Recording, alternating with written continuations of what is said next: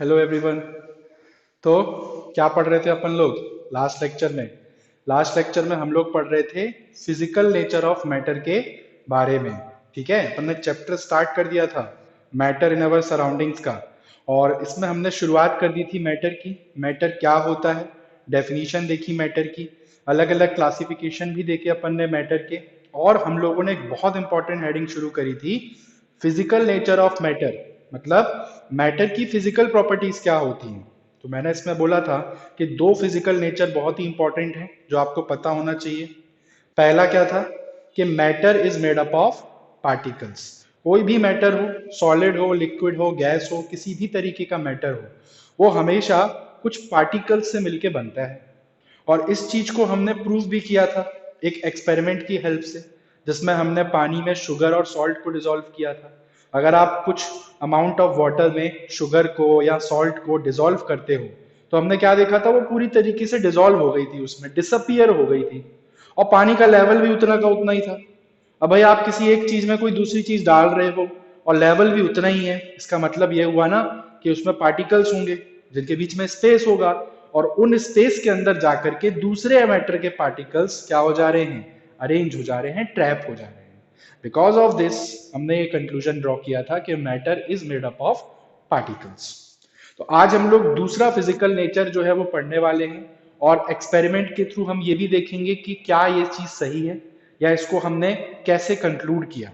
ठीक है, तो हेडिंग लगा लेंगे फिर से, क्या, फिजिकल नेचर ऑफ मैटर। यही अपना चल रहा था topic, physical nature of matter. और इसके अंदर हम लोगों को आज दूसरा फिजिकल प्रॉपर्टी को डिस्कस करना है। और ये क्या थी, particles of matter are very very small. भाई हमने ये चीज तो देख ली कि कोई भी मैटर किससे मिलके बना होता है, पार्टिकल से। अब ये पार्टिकल्स कितने छोटे होते हैं, बहुत छोटे होते हैं, यही चीज बोलना चाह रहे हैं लोग। अब इसको प्रूफ कैसे करेंगे हम, कुछ आइडिया तो लगना चाहिए, अंदाजा तो होना चाहिए ना कि कितने छोटे हो सकते हैं। भाई एग्जैक्ट डायमेंशन तो मेजर नहीं कर सकते हम। जब कोई चीज इतनी छोटी है तो उसको हम देख ही नहीं सकते। जब किसी चीज को आप देख नहीं सकते, पकड़ नहीं सकते, तो उसका साइज कैसे पता करोगे। तो एक अंदाजा लगाते हैं ना, एक आइडिया लेते हैं कि कितना छोटा हो सकता है। अगर स्मॉल है तो कितना स्मॉल है। तो इसके लिए एक एक्सपेरिमेंट है, एक छोटा सा एक्सपेरिमेंट है बुक के अंदर, एक्टिविटी के फॉर्म में है। ठीक है, ये एक एक्सपेरिमेंट हम यहाँ पे करने वाले हैं। इस एक्सपेरिमेंट के लिए हमको सबसे पहले दो चीजों की जरूरत पड़ेगी। क्या क्या, एक हमको जरूरत पड़ेगी एक टाइप के केमिकल की, इसको हम बोलते हैं पोटेशियम पर मैंगनेट। पोटेशियम पर मैंगनेट, इसका फॉर्मूला होता है बच्चों KMnO4।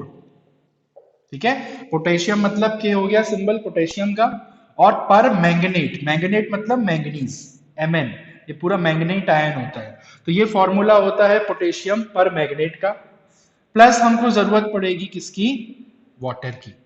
भाई हम एक सॉल्यूशन बनाएंगे यहाँ पे, ठीक है, पोटेशियम परमैंगनेट का, किसके साथ, पानी के साथ। अब देखो क्या होगा यहाँ पे। शुरुआत करते हैं एक्सपेरिमेंट की। सबसे पहले आपने क्या लिया, एक बीकर लिया, एक कंटेनर लिया। और उस बीकर के अंदर आपने क्या ले लिया, 100 ml वाटर।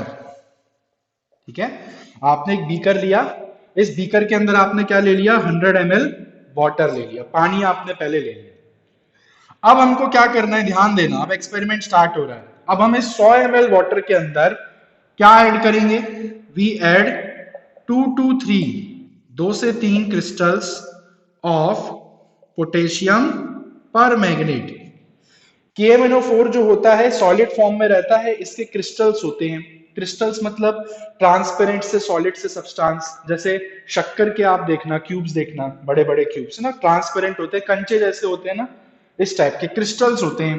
तो आपको कितना लेना है, सिर्फ 2 से 3 क्रिस्टल, बहुत छोटे छोटे होते हैं, ज्यादा नहीं लेना है आपको। आपको KMnO4 बहुत ही कम लेना है। ठीक है, तभी हम प्रूफ कर पाएंगे कि इतने से KMnO4 में देखो कितने सारे पार्टिकल्स हैं। पर इतने से KMnO4 में कितने सारे छोटे छोटे पार्टिकल्स हैं, इस चीज का अंदाजा हम इस एक्सपेरिमेंट से लगाने वाले हैं। तो कम लेना है KMnO4, पानी ज्यादा लेना है। तो आपने 2-3 क्रिस्टल डाले KMnO4 के अब इसके अंदर, और आपने इसको अच्छी तरीके से मिक्स कर दिया। अब आपने इसको अच्छी तरीके से मिक्स कर दिया, किसको? पानी के साथ। तो अभी भी कितना है ये? 100 ml ही है। देखो याद करो, पिछले एक्सपेरिमेंट में हमने देखा था कि जब भी हम कोई दो स्टेट ऑफ मैटर्स को आपस में कंबाइन करते हैं तो देखो लेवल उतना ही था।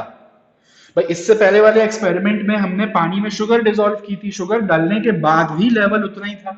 तो यहाँ भी देखो लेवल उतना ही है, 100 ml। अब इसमें क्या डिसॉल्व हो गई है?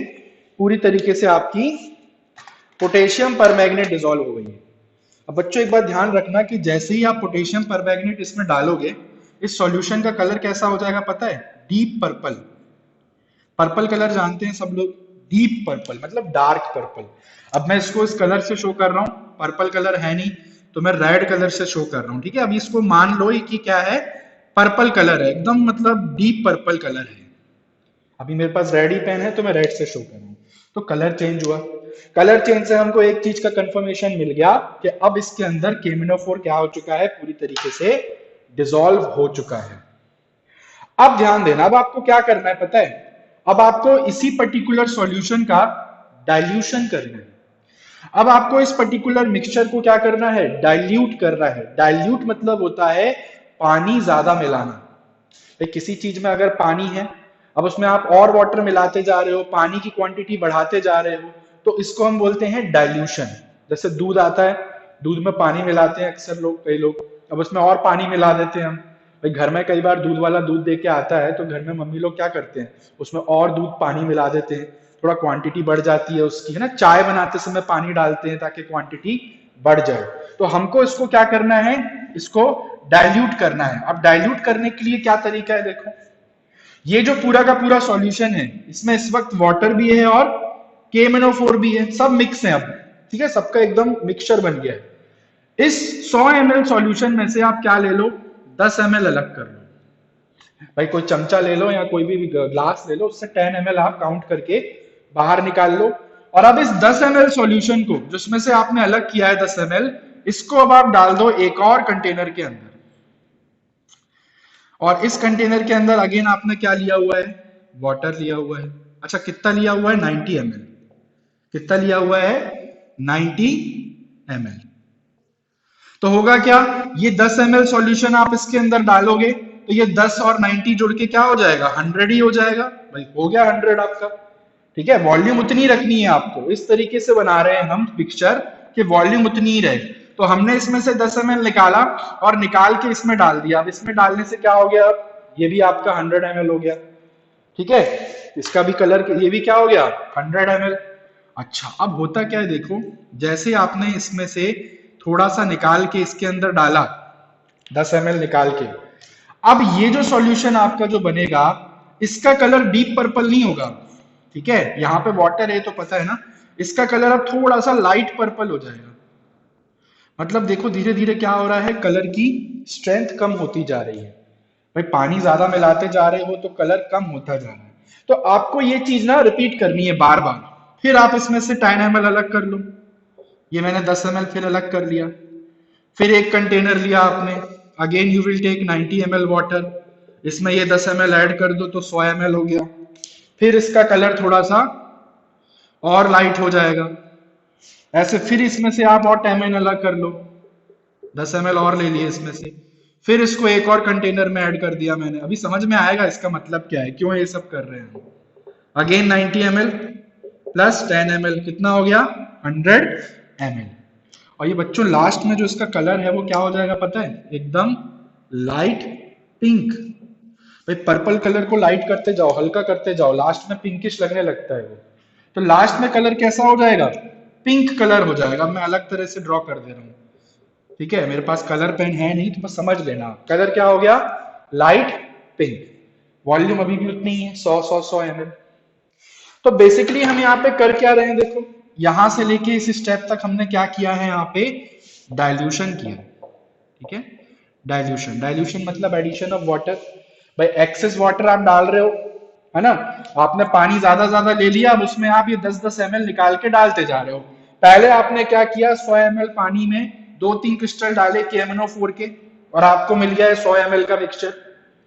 फिर इसमें से 10 ml निकाल के आपने 90 ml पानी में डाल के एक और मिक्सचर बनाया। फिर इसमें से 10 ml निकाल के इसमें डाले, इसमें से 10 ml डाल के इसमें निकाले, और आपने क्या देखा कि हर स्टेप के साथ कलर भी हल्का होता जा रहा है। अब इससे ये कैसे पता चलता है कि पार्टिकल्स ऑफ मैटर बहुत छोटे हैं? देखो, जैसे ही आपने पोटेशियम परमैंगनेट डाला था, कलर पर्पल हो गया। अब ये पर्पल कलर क्या शो कर रहा है कि इस वक्त इस पानी में क्या मौजूद है? KMnO4। भाई कलर का मतलब ही ये है, पानी का तो कोई कलर होता नहीं खुद का, ट्रांसपेरेंट होता है वाटर। तो ये कलर किसके कारण है? KMnO4 के कारण। अब देखो, हम इसको बार बार डाइल्यूट करते जा रहे हैं। देखो, आप पानी बढ़ाते जा रहे हो। पहले पानी कितना था? 100 ml। अब आपने और 90 ml पानी ले लिया, और 90 ml, और 90 ml। तो देखो वाटर की क्वांटिटी बढ़ती जा रही है। भाई पानी 100 ml से स्टार्ट किया था आपने, और पानी आप बढ़ाते जा रहे हो, है ना? ये आपको सिर्फ इतना नहीं करना है, ये पूरा एक्सपेरिमेंट आपको 5 से 6 टाइम्स और रिपीट करना है, 5 से 6 बार और रिपीट करना है, तो चलता रहेगा ये काम। तो पानी की क्वांटिटी बढ़ती जा रही है, पर एक चीज नोटिस कर रहे हो आप, कलर भले ही हल्का हो जा रहा है, बट अभी भी कलर मौजूद है सॉल्यूशन का। देखो, यहां पे डीप पर्पल था कलर, लाइट पर्पल हुआ, और यहां तक आते आते कलर अभी भी क्या है? पिंक है। मतलब कलर चेंज नहीं हुआ सॉल्यूशन का, कलर डिसअपियर नहीं हुआ। इसका मतलब क्या है कि KMnO4 अभी भी इस सॉल्यूशन के अंदर मौजूद है। जो KMnO4 आपने स्टार्टिंग में डाला था, वो इतना ज्यादा पानी लेने के बावजूद भी आखिरी में भी वो KMnO4 अभी भी इसके अंदर प्रेजेंट है। कम क्वांटिटी में होगा क्योंकि पानी ज्यादा हो गया, बट कलर अभी भी क्या है? पिंक है। मतलब KMnO4 अभी भी उसके अंदर है। तो सोचो, हमने लिए कितने थे? मुश्किल से 1 या 2 क्रिस्टल्स, मुश्किल से छोटे छोटे 2 या 3 क्रिस्टल्स लिए थे हमने KMnO4 के। इतने छोटे छोटे क्रिस्टल्स लिए थे, और वो इतना सा छोटा सा क्रिस्टल, सोचो कितने सारे पानी को उसने कलराइज कर दिया। भाई यहां भी कलर, यहां भी कलर, यहां भी कलर, यहां और 5-6 टाइम कर लो आप, लास्ट तक आपको पिंक कलर दिखेगा। इसका मतलब इतना सा छोटा सा क्रिस्टल इतने लार्ज अमाउंट ऑफ वाटर को क्या कर दे रहा है? कलराइज कर दे रहा है। इसका मतलब ये है कि सोचो कि इस 2-3 क्रिस्टल्स के अंदर कितने सारे एटम्स होंगे, कितने पार्टिकल्स होंगे। सोचो, संख्या नहीं है, 1000, 2000, लाखों पार्टिकल्स से मिलके ये क्रिस्टल फॉर्म हुआ होगा। तभी वो पार्टिकल्स डिवाइड हो करके पानी में मिलते जा रहे हैं और कलर करते जा रहे हैं। ठीक है, समझ में आया? तो इससे यही कंक्लूजन ड्रॉ होता है हमारा कि जो 2-3 क्रिस्टल आपने KMnO4 के लिए थे, उसमें एक्चुअली में बहुत सारे छोटे छोटे पार्टिकल्स मौजूद हैं। इसी कारण से चाहे कितना भी पानी ऐड करो आप, अभी भी सॉल्यूशन में KMnO4 प्रेजेंट है। ठीक है, तो ये कंक्लूजन यहां से मिलता है हमको, ये एक्सपेरिमेंट आपको ये प्रूफ करता है। तो यहां पे मैं कंक्लूजन लिख देता हूं इसके। क्या कंक्लूजन ड्रॉ किए हमने यहां से? पहला कंक्लूजन क्या ड्रॉ किया हमने? If a small quantity of KMnO4, if a small quantity of KMnO4, ठीक है, अगर थोड़ी सी क्वांटिटी KMnO4 की can colour large volume of water, if a small quantity of KMnO4 can colour large amount of water, समझ रहे हो? भाई थोड़ा सा क्वांटिटी लिया आपने KMnO4 का, 2 to 3 क्रिस्टल्स, इतने छोटे छोटे क्रिस्टल्स इतने लार्ज अमाउंट ऑफ वाटर को क्या कर दे रहे हैं? कलर कर दे रहे हैं। इसका तो मतलब यही हुआ ना कि पार्टिकल्स ऑफ KMnO4 क्या होंगे? बहुत छोटे होंगे। सो हम क्या बोल सकते हैं? Particles of KMnO4 must be very very small।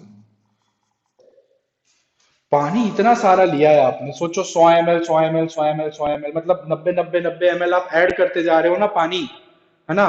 पानी आप इतना सारा ले रहे हो और स्टिल अभी भी कलर मौजूद है उसमें। इसका मतलब ये है कि KMnO4 अभी भी है उसके अंदर। इतना डाइल्यूशन करने के बाद भी KMnO4 है उसमें, तो इससे अंदाजा लगा लो कि क्रिस्टल्स में कितने पार्टिकल्स होंगे। अब छोटा सा क्रिस्टल है, अब उसके अंदर इतने सारे पार्टिकल्स हैं, तो उनका साइज क्या होना चाहिए? बहुत ही स्मॉल होगा, तभी इतने सारे पार्टिकल एक छोटे से क्रिस्टल के अंदर मौजूद है। तो यहां से कंक्लूजन हमने ड्रॉ किया कि the particles are very very small. ठीक है, अच्छा, एक और चीज यहां से क्या पता चलती है कि देखो कलर आपका धीरे धीरे क्या होता जा रहा है, हल्का होता जा रहा है। तो इसका मतलब ये है कि जैसे जैसे हम 10 ml निकाल के पानी में ऐड करते जा रहे हैं, वैसे वैसे KMnO4 के पार्टिकल्स भी क्या होते जा रहे हैं, डिवाइड होते जा रहे हैं। भाई यहाँ पे मान लो 2000 पार्टिकल्स हैं KMnO4 के, इसलिए कलर डीप पर्पल है। अब इसमें से 10 ml निकाल के हमने इधर डाल दिया, तो 10 ml में तो कम होंगे ना भाई, 100 ml में नंबर ऑफ पार्टिकल्स KMnO4 के बहुत ज्यादा होंगे, 10 ml में तो कम ही होंगे, 100-200 होंगे मुश्किल से। तो अब आपने 100-200 पार्टिकल डाल दिए इसमें, तो कलर थोड़ा हल्का हो गया। फिर इसमें से भी 10 ml इसमें डाला, तो पार्टिकल्स क्या होते जा रहे हैं, डिवाइड होते जा रहे हैं। इसमें से थोड़े पार्टिकल निकाल के इसमें डाल रहे हो, इसमें से थोड़े पार्टिकल निकाल के इसमें डाल रहे हो, तो पार्टिकल्स डिवाइड भी हो रहे हैं। The particles of KMnO4, the particles of KMnO4 क्या हो रहे हैं, डिवाइड हो रहे हैं। Keep on dividing themself, the particles of KMnO4 keep on dividing themselves, divide होते जा रहे हैं, ठीक है। Keep on dividing themselves into smaller and smaller particles. तो सोचो इतने छोटे पार्टिकल्स और छोटे छोटे पार्टिकल में डिवाइड होते जा रहे हैं। The particles of KMnO4 keep on dividing themselves into smaller and smaller particles. तो एक तो पार्टिकल्स बहुत ही छोटे हैं, वेरी वेरी स्मॉल, और बार बार डिवाइड भी होते जा रहे हैं और छोटे छोटे पार्टिकल्स में। तो यहीं से हमको अंदाजा लगता है कि पार्टिकल्स कैसे हैं, बहुत स्मॉल हैं। इतने स्मॉल पार्टिकल्स हैं, सोचो इतना सा KMnO4 लिया और उसने कितनी लार्ज क्वांटिटी ऑफ वाटर को कलर कर दिया, मतलब बहुत सारे पार्टिकल्स हैं। सैंपल पे मत जाओ, साइज पे मत जाओ, 2-3 क्रिस्टल्स हैं, मुश्किल से इतने दिखेंगे छोटे छोटे साइज के, ये लो। पर इसके अंदर में एक्चुअली में बहुत सारे पार्टिकल्स होंगे, काउंटिंग नहीं है, ठीक है। तो इसी से अंदाजा लग जाता है कि सोचो पार्टिकल्स कितने स्मॉल होते होंगे। तो ये एक एक्टिविटी बुक में मेंशन्ड है। ये एक्टिविटी से हमने क्या कंक्लूड किया कि पार्टिकल्स ऑफ KMnO4 या जो भी आपका मैटर होता है वो बहुत ही छोटा होता है। लिख लिया, इसको नोट कर लो। तो हम लोगों ने फिजिकल नेचर कंप्लीट कर लिया। अब मैटर का फिजिकल नेचर में दो चीजें याद रखनी है। एक तो matter is made up of particles, matter particles से मिलके बना होता है, और दूसरा पार्टिकल्स बहुत ही छोटे होते हैं, वेरी वेरी स्मॉल, और दोनों के एक्सपेरिमेंट भी हमने देख लिए। चलो मिटा देता हूं। अब क्या पढ़ना है हमको, अब हमने ये देख लिया कि मैटर पार्टिकल्स से मिलके बना होता है। अब सवाल ये उठता है कि इन पार्टिकल्स की भी कुछ प्रॉपर्टीज होती होंगी, ये पार्टिकल्स भी कुछ बिहेवियर शो करते होंगे मैटर के अंदर। तो पार्टिकल्स की क्या कैरेक्टरिस्टिक्स हैं, अब वो हम डिस्कस करेंगे। कुल 3 कैरेक्टरिस्टिक्स हैं जो कि इंपॉर्टेंट हैं। तो अब हेडिंग लगा लेंगे next, characteristics characteristics of particles of matter. अब हम पार्टिकल्स के बारे में डिस्कशन कर रहे हैं थोड़ा, ठीक है। पार्टिकल्स का डिटेल डिस्कशन अब हम करने वाले हैं कि इनके क्या क्या कैरेक्टरिस्टिक्स होती हैं। तो हेडिंग लगा लेंगे, characteristics of particles of matter. तो हम लोगों को कुल 3 कैरेक्टरिस्टिक्स जो है वो इसके अंदर डिस्कस करना है। अब क्या क्या 3 कैरेक्टरिस्टिक्स हैं वो मैं पहले लिखा देता हूं, फिर इसको हम 1 बाय 1 डिटेल में डिस्कस कर लेंगे। बहुत इंपॉर्टेंट है ये प्रॉपर्टीज, यही मेन है। चलो, ये बहुत इंपॉर्टेंट टॉपिक है कैरेक्टरिस्टिक्स वाला, क्योंकि इसी बेसिस पे आगे हम सॉलिड, लिक्विड और गैसेस को डिफरेंशिएट भी करेंगे, ठीक है। चलो, तो फर्स्ट प्रॉपर्टी क्या आती है पार्टिकल्स ऑफ मैटर की, लिख लेंगे सब लोग। Particles of matter, particles of matter have space between them. Particles of matter have space between them. मतलब क्या हुआ इसका, कि जो भी मैटर के पार्टिकल्स होते हैं उनके बीच में क्या होती है, खाली जगह होती है, स्पेस होता है। और ये चीज हमने प्रूफ कर दी थी। ये प्रूफ चीज हमने कब कर दी थी, याद करो, पहले एक्सपेरिमेंट में, जब हम बोल रहे थे कि मैटर किससे मिलके बना होता है, पार्टिकल से। उसमें हमने पानी में शुगर डिसॉल्व करी थी और हमने क्या देखा था कि शुगर के पार्टिकल्स वाटर के पार्टिकल्स के बीच वाले गैप में जाके, स्पेस में जाके ट्रैप हो गए थे। इसी कारण वाटर का लेवल नहीं बढ़ रहा था, सेम वॉल्यूम था उसका, कांस्टेंट लेवल बना हुआ था। तो ये चीज हम प्रूव कर चुके हैं। नंबर 2, तो पहली चीज तो ये है कि पार्टिकल्स जो होते हैं उनके बीच में क्या होता है, स्पेस होता है। दूसरा, particles of matter, particles of matter are continuously moving. भाई दूसरी चीज क्या बोल रही है कि पार्टिकल्स ऑफ मैटर क्या होते हैं, कंटिन्यूअसली मूव करते रहते हैं, ऐसे नहीं कि एक जगह बैठे हुए हैं, मूव कर रहे हैं कॉन्स्टेंटली। ठीक है, जिगजैग मोशन करते हैं, इधर उधर भागते रहते हैं। अब ये मूवमेंट अलग अलग होता है हर एक टाइप के मैटर में, तो ये चीज अपन डिस्कस करेंगे जब इसको हम अलग से पढ़ेंगे। तो particles of matter are constantly moving, continuously move कर रहे हैं। और तीसरा लास्ट कैरेक्टरिस्टिक क्या है, particles of matter attract each other. Particles of matter क्या होते हैं, एक दूसरे को अट्रैक्ट भी करते हैं। तो ये तीन कैरेक्टरिस्टिक सबको पहले तो याद कर लेनी है, पहले यहीं पे याद कर लो ये तीनों को, फिर अपन एक एक करके थोड़ा सा इनके बारे में डिस्कशन करेंगे। तो पहला क्या है, particles of matter have space between them. Matter के जो पार्टिकल्स होते हैं उनके बीच में खाली स्पेस होता है। दूसरा, matter of particles of matter are continuously moving, constantly move कर रहे हैं, particles of matter are continuously moving. And तीसरा, इनके बीच में, पार्टिकल्स ऑफ मैटर के बीच में क्या होती है, अट्रैक्शन होता है, इनके बीच में फोर्सेस ऑफ अट्रैक्शन होती है। तो इन तीनों को अब अपन डिस्कस करते हैं बारी बारी से एग्जांपल्स के साथ। अब कोई एक्सपेरिमेंट वगैरह नहीं है ज्यादा, बट एग्जांपल जरूर पढ़ने हैं क्योंकि ये अपने आप में सेल्फ एक्सप्लेनेटरी है। भाई जो कैरेक्टरिस्टिक्स आप यहाँ पे पढ़ रहे हो ये अपने आप में ही सेल्फ एक्सप्लेनेटरी है, पढ़ के ही समझ में आ रहा है क्या बोलना चाह रहे हैं, बस एग्जाम्पल से इसको हमको पढ़ना है, समझना है। ठीक है, तो नोट कर लो तीनों कैरेक्टरिस्टिक्स को। स्टार्ट करते हैं पहली कैरेक्टरिस्टिक से, और वो है क्या, कि particles of matter have space between them. ठीक है, पार्टिकल्स ऑफ मैटर के बीच में क्या होता है, स्पेस होता है। तो ये लोग बोलना क्या चाह रहे हैं, देखो यहाँ पे, जैसे मान लो मैंने एक कंटेनर लिया और इसके अंदर मैंने क्या ले लिया, वाटर, पानी। अब इस पानी के अंदर या इस वाटर के अंदर आप क्या डाल दो, शुगर डाल दो। ये मैंने चम्मच ले ली, ठीक है, और मैंने इसमें क्या डाल दी, शुगर। ये रही शुगर, मैंने इसमें डाल दी। तो कहना क्या चाह रहे हैं ये लोग कि जैसे ही आप इस पानी में शुगर को डालोगे तो एक तो शुगर इसमें कंप्लीटली डिसॉल्व हो जाएगी, कर चुके हैं अपन एक्सपेरिमेंट। ठीक है, शुगर क्या होगी, कंप्लीटली इसमें डिसॉल्व हो जाएगी, इनफैक्ट डिसअपियर हो जाएगी, नजर ही नहीं आएगी मिक्स करने के बाद। तो ऐसा क्यों हुआ, इसके पीछे रीजन क्या था, ये अपन पहले पढ़ चुके हैं। देखो होता क्या है, वाटर एक टाइप का मैटर है और शुगर भी एक फॉर्म ऑफ मैटर है। जब दोनों के दोनों एक मैटर के टाइप हैं तो दोनों किससे मिलके बने होंगे, पार्टिकल से। ये हम पहले प्रूफ कर चुके हैं कि matter is made up of particles, यानी कि यहाँ पे एक्चुअली में वाटर के पार्टिकल्स होंगे, ये रहे, these are the particles of water. इस तरीके से फैले होंगे इस पूरे सॉल्यूशन में, बहुत सारे होंगे, ये तो मैंने एक दो बनाए, कुछ बनाए हैं, बहुत सारे वाटर के पार्टिकल्स हैं यहाँ पे देखो। अब जैसे ही आप शुगर को इसमें डिसॉल्व करोगे, या आपने शुगर इसके अंदर जैसे ही डिसॉल्व करी, तो होगा क्या, शुगर के जो पार्टिकल्स है, ये जो शुगर है ये पानी में जाके क्या हो जाएगी, टूट जाएगी। पानी में एक पावर होती है, वाटर ना कई सारी चीजों को ब्रेक करने की कैपेसिटी रखता है। ठीक है, तो जैसे ही शुगर आप वाटर में डालोगे, ये शुगर के पार्टिकल्स और छोटे छोटे पार्टिकल्स में टूट जाएंगे। KMnO4 वाला एक्सपेरिमेंट याद करो, तो क्या होगा, ये जो छोटे छोटे पार्टिकल हैं शुगर के, अब ये ना इन स्पेसेस में जाके ट्रैप हो जाएंगे। ये देखो, ये रेड कलर से जो मैं बना रहा हूं, these are the particles of sugar.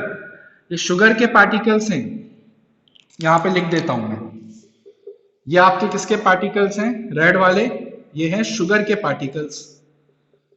और ये जो आपने ब्लैक कलर से बनाए हैं मैंने, ये क्या है, वाटर के पार्टिकल्स। तो देखो वाटर के पार्टिकल्स के बीच में आपको दिख रहा है ये सब क्या है, स्पेसेस ही तो हैं, क्या है, एम्प्टी स्पेसेस, खाली स्पेस। अब इन एम्प्टी स्पेसेस के अंदर जाकर के ये पार्टिकल शुगर के क्या हो जा रहे हैं, बैठ जा रहे हैं, वहां पे ट्रैप्ड हो जा रहे हैं। शुगर के पार्टिकल्स क्या हो जा रहे हैं यहाँ पे, ट्रैप्ड, फंस जा रहे हैं इसमें जाकर के। ठीक है, यही रीजन है कि एक तो आपको यहाँ पे शुगर दिखाई नहीं पड़ती मिक्स करने के बाद, क्योंकि वो पूरी तरीके से इसी के अंदर इसके स्पेसेस में जाके छुप गई है, बैठ गई है स्पेसेस में जाके। और दूसरा लेवल भी नहीं बढ़ता, शुगर डालने के बाद भी लेवल नहीं बढ़ रहा। क्यों? क्योंकि अगर कोई चीज किसी के स्पेस में जाके बैठ गई है तो ओवरऑल वॉल्यूम बढ़ने का कोई मतलब ही नहीं है। भाई ऐसा होता कि वाटर मॉलिक्यूल मना कर देते शुगर को, नहीं आप इधर नहीं आओगे, आप ऊपर में रहो, हम आपको परमिशन नहीं देंगे अंदर आने की, हमारे बीच में जगह नहीं है। ठीक है, कुर्सी सारी भरी हुई है। अब कुर्सी सारी भरी हुई है तो आपको बिठाने की जगह नहीं होगी, तो फिर वो लोग अलग से लेयर बनाएंगे, तब उस केस में लेवल बढ़ेगा। पर यहाँ पे क्या है, देखो बीच बीच में स्पेस है, बीच बीच में एक आध दो कुर्सियां खाली हैं, तो आप क्या बोलोगे, ठीक है पीछे वाली कुर्सी खाली है, वहां बैठ जाओ, इधर आ जाओ, इधर खाली है जगह। तो ऐसे केस में लेयर तो उतनी रहेंगी, कुर्सी की रोज तो उतनी रहेंगी, अलग से आपको एक रो तो बनानी नहीं पड़ेगी कुर्सी की। इस कारण से लेवल भी सेम रहता है और ये पार्टिकल्स स्पेस में जाके ट्रैप्ड हो जाते हैं। तो कहने का मतलब ये है कि इसके अंदर आप वही कहानी लिख सकते हो जो हमने कहां पढ़ी थी कि matter is made up of particles के अंदर, वही चीज यहाँ पे हम लिख सकते हैं। तो यहाँ पे लैंग्वेज में लिखना हो तो लिख सकते हो कि on dissolving sugar in water, on dissolving sugar in water क्या होता है, पार्टिकल्स ऑफ शुगर ट्रैप हो जाते हैं, पार्टिकल्स ऑफ शुगर gets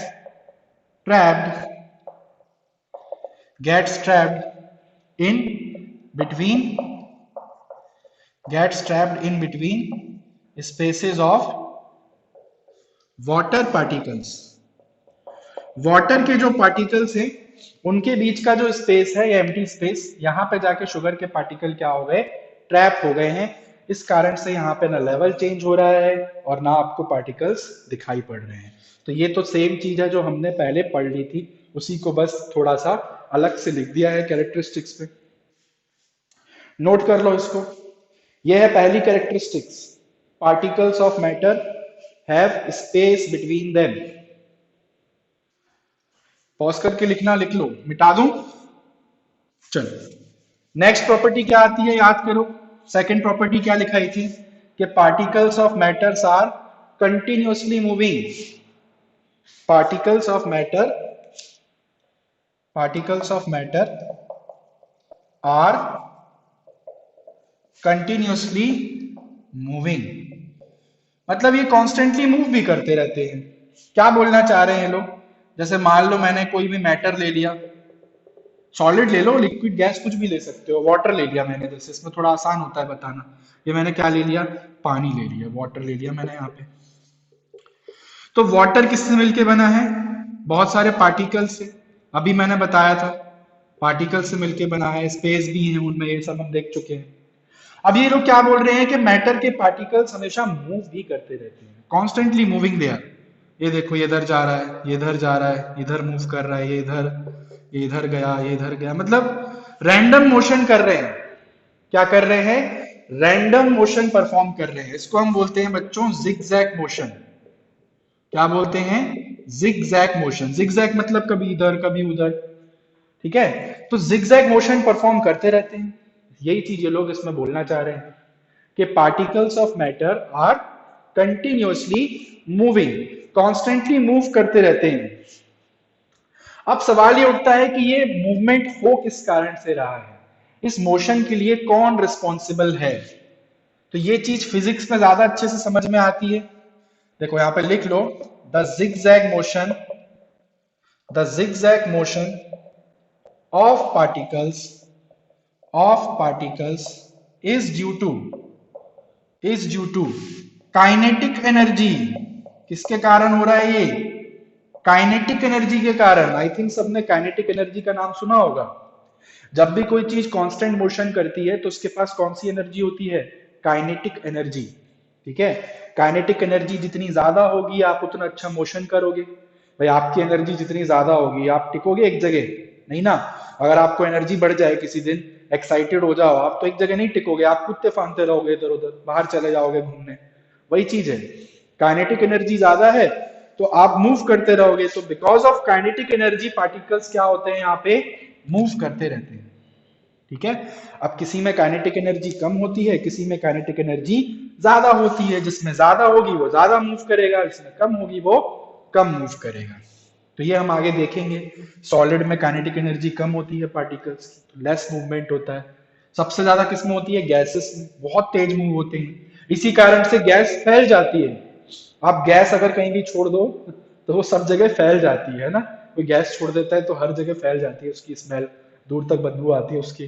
तो इसी कारण है, क्योंकि पार्टिकल्स इतनी तेज मोशन कर रहे हैं कि वो एक जगह से दूसरी जगह चले जाते हैं, घूमते घूमते टहल जाते हैं।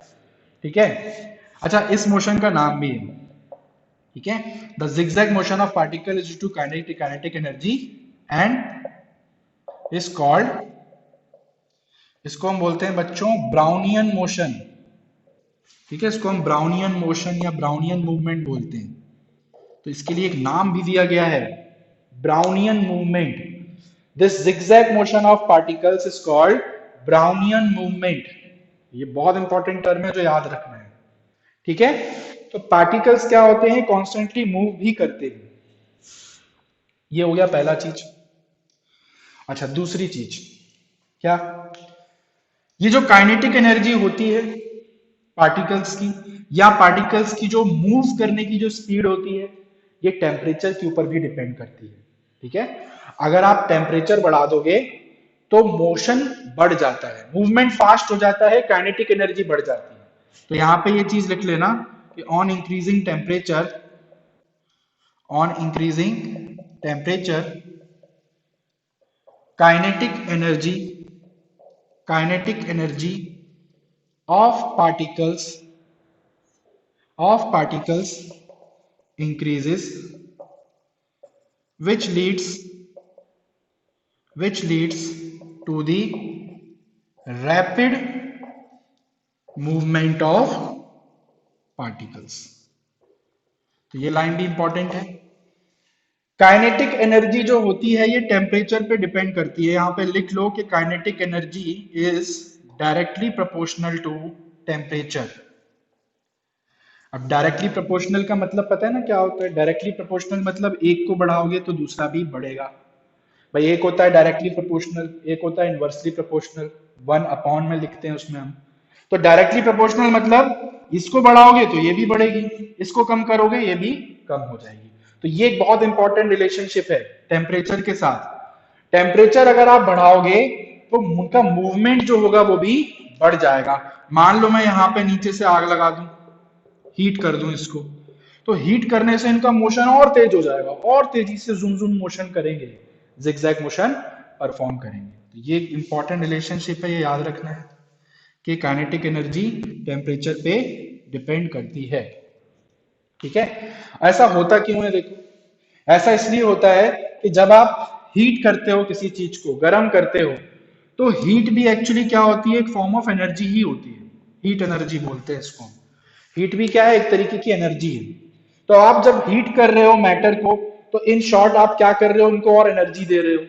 अब ये हीट एनर्जी को ये पार्टिकल्स अब्सॉर्ब कर लेते हैं, तो इनकी काइनेटिक एनर्जी भी क्या हो जाती है, बढ़ जाती है। भाई जैसे काइनेटिक एनर्जी होती है वैसे ही हीट भी क्या होती है, एक फॉर्म ऑफ एनर्जी। तो एक्सेसिव हीट एनर्जी को अब्सॉर्ब करके ये और एक्साइटेड हो जाते हैं, और जितना एक्साइटेड हो जाएंगे उतना तेज मूवमेंट भी करेंगे। तो ब्राउनियन मूवमेंट बढ़ जाता है काइनेटिक एनर्जी इंक्रीज होने से, और वो इंक्रीज होती है टेम्परेचर के कारण। तो समझ में आ गई ये कहानी, particles of matter are continuously moving. अच्छा इसमें एग्जांपल्स दिए हुए हैं, कुछ टेक्स्ट बुक में कुछ एग्जांपल्स दिए हुए हैं। इन एग्जांपल से इन्होंने ये एक्सप्लेन किया है कि ये होता क्या है, मोशन हो रहा है, ये आप प्रूफ कैसे करोगे। ठीक है, इसको प्रूफ करने का तरीका बताया। तो ये बहुत सिंपल सा तरीका है, देखो ऐसे ही बता देता हूं, मैं लिख भी दूंगा अभी। आप अगरबत्ती लो एक, ठीक है, और एक अगरबत्ती को जला के आप एक रूम के कॉर्नर पर रख दो। एक बड़ा सा कमरा ले लो आप, बड़े से कमरे में एक कॉर्नर में आप एक अगरबत्ती जला के लगा दो, और आप जाके बैठ जाओ उस कमरे के ही दूसरे कॉर्नर पे, दूसरे अपोजिट कॉर्नर पे जाके बैठ जाओ। होगा क्या, कुछ समय बाद आपको उसकी अगरबत्ती की स्मेल आने लगेगी। तो सोचो, अगरबत्ती वो आपने उस कॉर्नर में जलाई है और उसकी स्मेल आपको यहां तक आ रही है। ऐसा क्यों हो रहा है, क्योंकि जब आप अगरबत्ती को जला रहे हो तो अगरबत्ती के जो पार्टिकल्स हैं वो किस में कन्वर्ट हो जा रहे हैं, गैस में। भाई धुआं निकलता है ना, स्मोक निकलता है, तो वो जो स्मोक के पार्टिकल्स हैं, है ना, गैस के जो पार्टिकल्स हैं, वो क्या हो रहे हैं, अब वो कंटिन्यूसली मूव हो रहे हैं, कॉन्स्टेंटली मोशन परफॉर्म कर रहे हैं। और वो इतना फास्ट मोशन कर रहे हैं क्योंकि एक तो आपने अगरबत्ती को हीट किया है, जलाया है, तो जलाने के कारण उन पार्टिकल्स का मोशन बहुत ही फास्ट है, रैपिड मूवमेंट है। और वही पार्टिकल्स मूव होते होते एयर के साथ में फैल के कहाँ आ जा रहे हैं, आपके पास आ जा रहे हैं। इस कारण से दूसरे कॉर्नर पे बैठे होने के बावजूद भी आपको अगरबत्ती की स्मेल वहां तक आ रही है। ठीक है, तो इसका रीजन क्या है, पार्टिकल्स का कांस्टेंट मोशन। जैसे खाना होता है ना, गरम गरम खाना होता है, उसकी खुशबू कितनी जल्दी आती है, किचन में खाना बन रहा हो, आपको दूसरे कमरे में स्मेल आ जाएगी उसकी। क्यों? क्योंकि जो खाना पक रहा है उसमें से जो वेपर्स निकल रहे हैं, जो पार्टिकल्स निकल रहे हैं गैस के, वही पार्टिकल मोशन करके आपके पास आ रहे हैं घूम फिर के, इसलिए आपको उसकी स्मेल आ रही है। तो ये पार्टिकल्स ऑफ मोशन के कारण ना क्या होता है, मोशन के कारण पार्टिकल स्प्रेड हो जाते हैं दूर दूर तक। ठीक है, तो सब में ये स्प्रेड होने की या मोशन की स्पीड अलग अलग होती है, ये चीज याद रखनी है। तो इसलिए यहां पे एक एग्जांपल दिया हुआ है, देखो, burning an incense stick. Incense stick मतलब अगरबत्ती, burning an incense stick that is agarbatti in one corner of room. ठीक है, in one corner of room,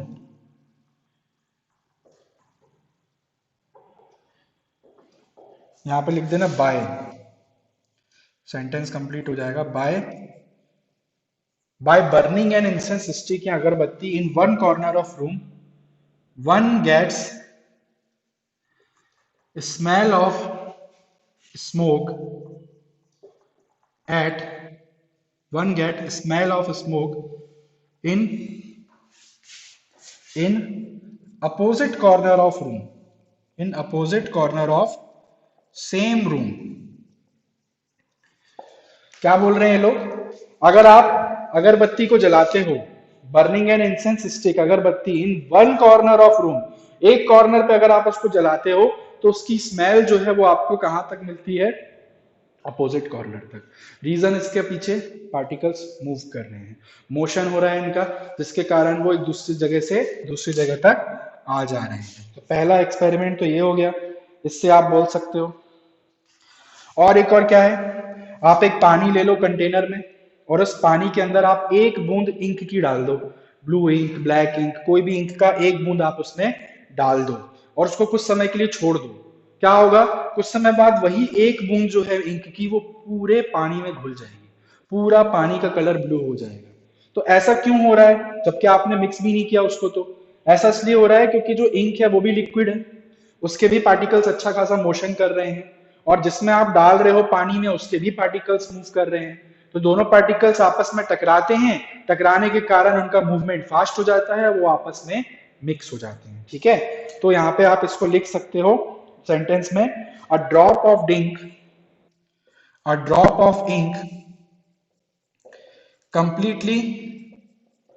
completely dissolves in water।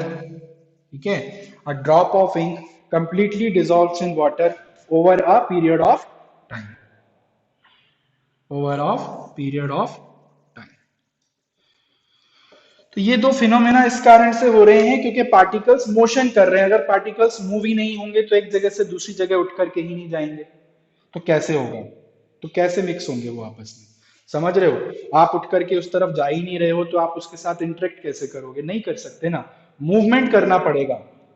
और दूसरा पॉइंट क्या बोला था कि ये टेम्परेचर पे भी डिपेंड करता है, अगर आप टेम्परेचर बढ़ाओगे तो मूवमेंट पार्टिकल्स का फास्ट हो जाएगा, तो जल्दी घुल जाएंगे एक दूसरे में। अब देखो ये चीज यहां पे भी वैलिड है, आप एक बीकर में ले लो ठंडा पानी और एक बीकर में आप ले लो गर्म पानी, दोनों में इंक डालो आप, तो किसमें इंक जल्दी डिजोल्व होगी, गर्म पानी के अंदर। क्यों? क्योंकि ठंडा पानी जो है उसका टेम्परेचर कम है, टेम्परेचर कम तो काइनेटिक एनर्जी कम, तो पार्टिकल्स ज्यादा मोशन करेंगे ही नहीं, जब ज्यादा मोशन नहीं कर रहे होंगे तो धीरे धीरे मिक्स होंगे वो। और गर्म पानी में टेम्परेचर ज्यादा है, काइनेटिक एनर्जी ज्यादा है, पार्टिकल ज्यादा फास्ट मूव हो रहे होंगे, जल्दी डिजोल्व होंगे, वो आपका जल्दी कलर हो जाएगा, जबकि कोल्ड वाला देर में गर्म। जैसे खाना भी होता है ना, ठंडे खाने की स्मेल हमको नहीं आती इतनी दूर से, ठंडे खाने को आपको पास आके सूंघना पड़ेगा, ठीक है, जबकि गर्म खाने की स्मेल दूर से भी आ जाती है, क्योंकि पार्टिकल्स का मूवमेंट फास्टर होता है हीट के साथ, टेम्परेचर के साथ इंक्रीज होता है। ठीक है, नोट कर लो इसको, इतना इतना नोट डाउन कर लो। अब देखो इसके लिए एक टर्म भी दी गई है, पार्टिकल्स की क्या हो रही है यहाँ पे, इंटरमिक्सिंग हो रही है ना, एक दूसरे में मिक्स हो जा रहे हैं, इसके लिए एक टर्म और दी गई है। ये तो ब्राउनियन मूवमेंट तो हम इसको बोलते हैं, मोशन को बोलते हैं हम ब्राउनियन मूवमेंट। अब मोशन होने के कारण हो क्या रहा है, ये पार्टिकल आपस में मिक्स हो जा रहे हैं, तो इसको हम बोलते हैं बच्चों डिफ्यूजन। ये मिटा रहा हूं, नीचे एग्जांपल्स नोट कर लिए होंगे। ठीक है, चलो अब इसमें अपन इसको डिफाइन कर देते हैं, ये इंटरमिक्सिंग को हम बोलते क्या है।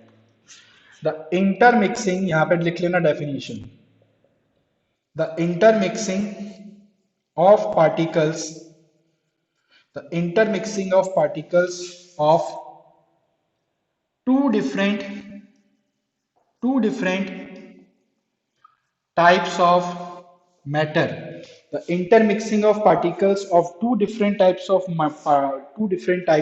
matter on its own, अपने से हो जा रहे हैं ना, on its own। भाई आपने इंक की बूंद डाल दी, अब वो अपने आप हो रही है, अगरबत्ती आपने जला दी, अब वो अपने आप से धुआं फैल रहा है उसका।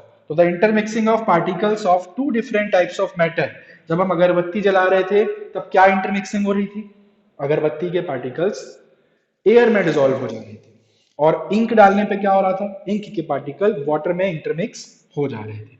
सो the intermixing of particles of two different types of matter on its own is called बच्चों डिफ्यूजन। तो ये जो इंटरमिक्सिंग हो रही है मूवमेंट के कारण, इसके लिए टर्म यूज की जाती है डिफ्यूजन। तो ये याद रखना है, दो इंपॉर्टेंट टर्म्स आई हैं इस कैरेक्टरिस्टिक के अंदर, एक तो ब्राउनियन मूवमेंट और एक डिफ्यूजन। ठीक है, तो इतना नोट कर लो। अब हम बढ़ते हैं तीसरी और लास्ट कैरेक्टरिस्टिक के पीछे। देखो लेक्चर थोड़े लंबे होंगे डेफिनेटली, आप यूट्यूब पे देखोगे तो कई लेक्चर्स आपको आधे आधे घंटे के भी मिलेंगे, 20 मिनट के भी मिलेंगे, वो भी अच्छे रहते हैं, ऐसा कुछ नहीं है कि वो खराब है, सब लेक्चर्स अच्छे हैं। पर अपने को टाइम इसलिए लगेगा, देखो मैं यहाँ पे नोट्स भी बनवा रहा हूँ, ठीक है, यहाँ पे मैं हर एक पॉइंट्स दिखाते जा रहा हूँ, तो एक तरह से नोट्स बन जा रहे हैं आपके, इसको आप नोट्स के फॉर्म में लिख सकते हो कॉपी में, याद करने में भी आसानी होगी। तो लिखने में समय लगता है, इसलिए लेक्चर थोड़े लंबे रहेंगे, कोई दिक्कत नहीं है। ठीक है, चलो पढ़ते जाओ, लिख लो इसको, फिर मैं मिटा दूं, चलो मिटा दूं। अब हम बात करते हैं तीसरी और आखिरी कैरेक्टरिस्टिक के बारे में। अच्छा, इसके नोट्स भी आप लोगों को अवेलेबल हो जाएंगे, ठीक है, मेरी एक वेबसाइट है, मैं बता दूंगा आपको, डिस्क्रिप्शन में लिख दूंगा उसकी लिंक, उस वेबसाइट में सारे नोट्स अवेलेबल हैं। 9th-10th के तो सारे हैं, 11th के और 12th के थोड़े से कम है, तो वो डलते जाते हैं। 9th की जरूरत है आपको तो नोट्स की, तो 9th के सारे नोट्स वहां पे आपको मिल जाएंगे, वेबसाइट का नाम मैं बता दूंगा। चलिए, तो तीसरी प्रॉपर्टी क्या थी, particles of matter, particles of matter attract each other. अब ये लोग क्या बोल रहे हैं कि एक तो पहले उन्होंने बोला कि पार्टिकल्स ऑफ मैटर जो होते हैं उनके बीच में स्पेस होता है, फिर उन्होंने बोला कि वो मूव भी कर रहे हैं, अब ये क्या बोल रहे हैं कि वो आपस में भी अट्रैक्ट होते हैं, आपस में भी अट्रैक्ट होते हैं, मतलब ऐसे। फिर मैं वापस से एक कंटेनर बना रहा हूं, फिर इसके अंदर मैंने वाटर ले लिया, वाटर के अंदर क्या होंगे, वाटर के पार्टिकल्स होंगे, ये रहे, रैंडमली बना दे रहा हूं वाटर के पार्टिकल्स। तो ये लोग क्या बोल रहे हैं कि वाटर के पार्टिकल्स या कोई भी मैटर हो, उनके पार्टिकल्स के बीच में क्या होता है, अट्रैक्शन होता है। ये देखो, ये दोनों क्या कर रहे हैं, एक दूसरे को अट्रैक्ट कर रहे हैं, ये इससे अट्रैक्ट हो रहा है, ये इससे, सब एक दूसरे को क्या कर रहे हैं, अट्रैक्ट कर रहे हैं, एक दूसरे की तरफ आकर्षित हो रहे हैं, खींचे चले आ रहे हैं, ये देखो। ठीक है, तो एक तो इनके बीच में स्पेस है, एक ये कंटिन्यूअसली मूव हो रहे हैं, और मूव होने के साथ साथ आपस में देखो, ये डबल साइडेड एरो का मतलब क्या है, ये इससे अट्रैक्ट हो रहा है, ये इससे अट्रैक्ट हो रहा है। तो ये एक्चुअली क्या होती है बच्चों, इनको हम बोलते हैं, यहां लिख देता हूं, ये जो अट्रैक्शन होता है ये एक्चुअली में क्या होती है, फोर्स होती है, इसको हम बोलते हैं फोर्सेस ऑफ अट्रैक्शन। अब ये सब हायर क्लासेस में पढ़ोगे, इनको हम वॉन्डर वाल फोर्सेस बोलते हैं, VWF, van der Waal forces, intermolecular forces of attraction. फिलहाल सिर्फ इतना याद रखो कि क्या होती हैं, कुछ फोर्स होती हैं इनके बीच में, इस फोर्स से एक दूसरे की तरफ आकर्षित होते हैं, एक दूसरे की तरफ अट्रैक्ट होते हैं। Now again these forces of attraction are different in different types of matter। जैसे मैंने बोला था ना, पार्टिकल्स का मोशन सब में अलग अलग होता है, और वैसी तरीके से जो फोर्सेस ऑफ अट्रैक्शन भी सब में अलग अलग होती है। तो पहले तो यहाँ पे पॉइंट में लिखा देता हूं मैं, नोट्स में ऐड कर लेना इसको। पार्टिकल्स ऑफ मैटर, क्या लिखोगे, पार्टिकल्स ऑफ मैटर हैव